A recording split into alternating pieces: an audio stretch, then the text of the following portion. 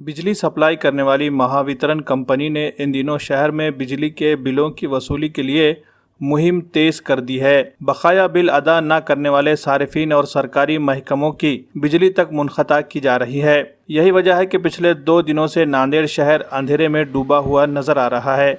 बिजली supply company के अफसरान का कहना है कि पिछले 10 महीनों से नांदेड़ म्यूनसिपल कॉरपोरेशन इंतज़ामिया ने शहर के स्ट्रीट लाइट के लिए इस्तेमाल की जा रही बिजली के बिलों की अदायगी नहीं की है।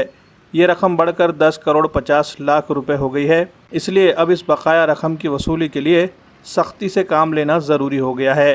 कॉरपोरेशन इंतज़ामिया को पहले ही इंतबाह दिया गया था कि बिजली के बकाया बिलों की रकम जल्द से जल्द अदा नहीं की गई तो बिजली की सप्लाई मुनक़ता कर दी जाएगी। इस वाज़ेह हिदायत के बावजूद कॉरपोरेशन इंतज़ामिया ने बिजली के बिलों की बकाया रकम अदा नहीं की, जिसकी वजह से बिजली सप्लाई कंपनी के इंजीनियरों ने शहर के स्ट्रीट लाइट की बिजली सप्लाई मुनक़ता कर दी है, जिसकी वजह से शहर में चारों तरफ अंधेरे का राज नज़र आ रहा है। अंधेरे की वजह से लोग घरों से बाहर निकलने से भी डर रहे हैं। अंधेरे का फ़ायदा उठाकर कोई उनके साथ लूटमार न कर ले, ये डर लोगों को सता रहा है।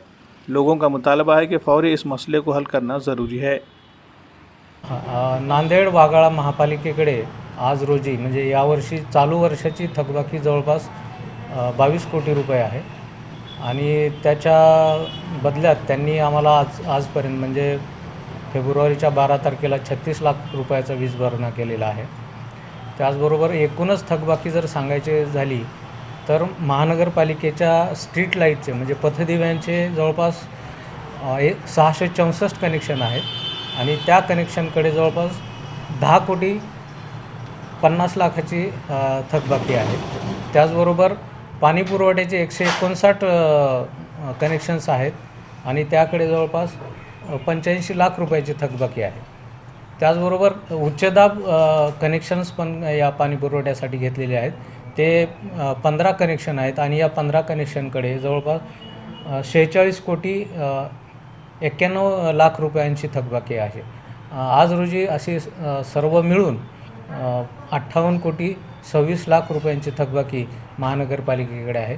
महानगरपालिकेच्या प्रशासनाला आमची विनंती आहे की महावितरणची आर्थिक परिस्थिती पाहता वीज बिल वसूल होणे हे अत्यंत गरजेचे आहे।